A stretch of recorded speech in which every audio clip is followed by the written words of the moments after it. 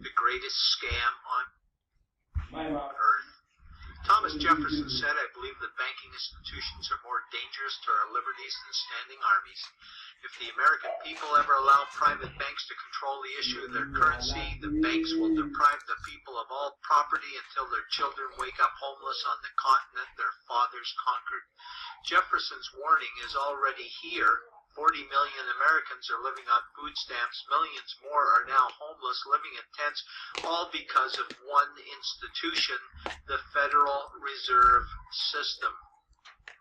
The Federal Reserve is a group of private bankers who have stolen the money creation process from the American people. Most people still believe the Fed is an agency of the government working in our best interests. It is not. There is no greater form of evil in the world today, so let's explore the banking scam. None of us have ever been taught anything about money. The reason is to prevent us from learning the truth that money is a trick and money is a trap. When solving any crime, there's a universal truth: follow the money, but with the banking scam, follow it backwards. Where does money come from? The world's money supply is always growing. Where does all the new money keep coming from? Money comes from privately controlled global banks like the Federal Reserve System. They create money every day, which increases the world's money supply. Because all banks are either owned or controlled by private bankers, the real question is, how do private bankers create new money? And the answer is they create it out of thin air. Bankers create money out of nothing. They make it up. It is a fiction. Wow. Godlike power to create something of value out of nothing. A stroke of a keyboard and money is created. In fact, only 3% of the world's money is even in the form of bills and coins, which means 97% of all money in the world is just numbers typed on a computer screen. This is part one of the banking scam. Money is created out of nothing. The second part of the scam is this phony money is issued as debt. What is debt exactly? Well, when you consider we work our whole lives to pay it off, you could say debt is slavery. But whose debt is this phony money? It's our debt, all of it. It's our debt when we use credit cards, we get student loans, borrow money for mortgages, all bank borrowing. And it's our debt, again, when the government borrows, which is each and every day. In today's world, money is debt, and debt is money, and don't forget the interest charges. Money equals debt, and debt equals slavery. Therefore, money equals slavery. Our monetary system is a carefully concealed system of slavery. Why? Because our government can create the same money for free with no interest charges, just like they used to, as the Founding Fathers designed it inside the United States Constitution for our protection against private bankers. The third part of the banking scam is very evil. When bankers create money from nothing and issue it as debt, they only create the principal portion of the debt. They do not create the money for the future interest payments. There is not enough money in existence for all of us to make our interest payments. In fact, our money creation system is even mathematically impossible. Money issued by the bank's principal debt does not equal the money demanded back to the bank's principal plus interest. We are forced to play a game of musical chairs to see who can make their debt repayments. This guarantees a world of bankruptcy, competition, and scarcity of money. For example, we go to the bank to borrow money for a house, let's say $100,000. The moment we sign the loan document, the bank creates the money out of thin air. $100,000 debit gets registered for us and $100,000 secured credit for them. Then one of two things happens.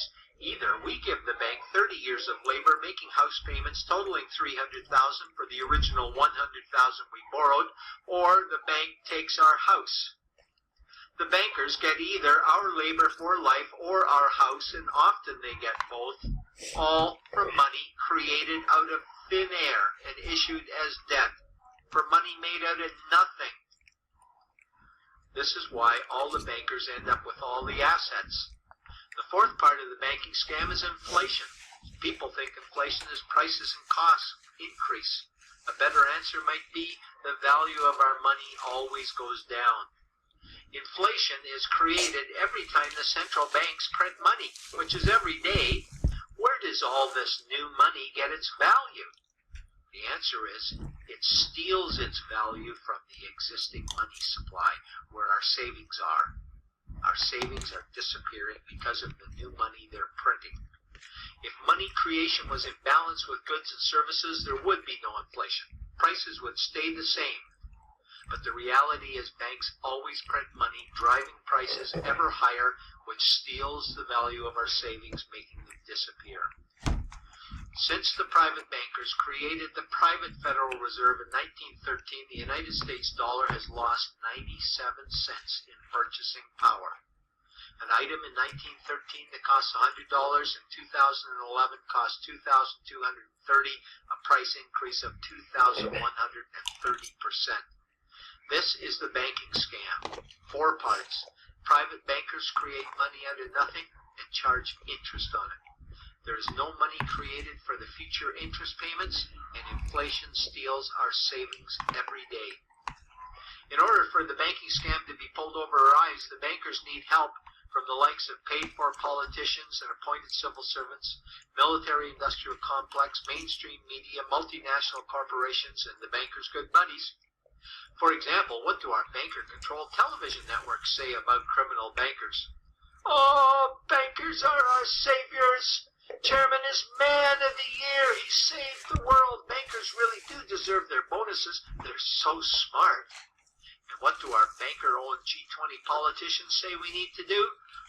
That we must save our banking system, and now we need austerity measures, like increasing existing taxes and bringing in new taxes, cutting our social programs, including education and health care, stealing from our pension plans while increasing the retirement age, keeping us working for more years at lower wages while placing our children and grandchildren in debt and servitude for their future lives.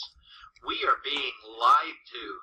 That we must go deeper in debt for bailouts, stimulus packages, quantitative easing, saving the too big to fail banks, credit easing, currency interventions, all names that mean the same thing, more debt to us. Is it not strange that the solution to too much debt is always more debt to us? And where is all this money going? It's going to the banks and to the bankers. They are stealing our money right now. 1/10 of 1% of the world's population owns 2/3 of the world's wealth.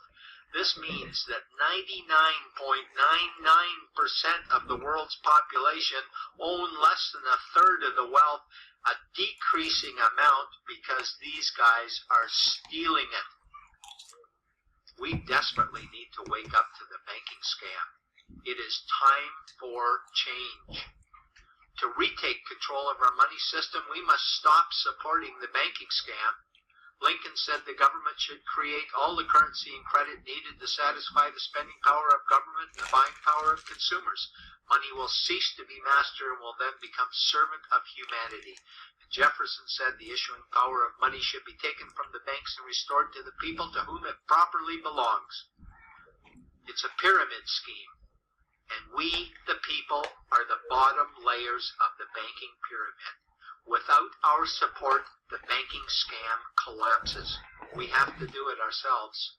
Wake up, get active, wake others, remove our money from the bank. Buy gold and silver coins. Get out of debt, rip up your credit cards. These actions will bring down the banking scam. Only vote for politicians who support debt-free money, or run for office yourself, and turn off mainstream media to search for the truth while you still can. And support every effort to end the Federal Reserve System and all the privately owned central banks. Let's bring these criminals to justice to get our money and our countries back before it's too late.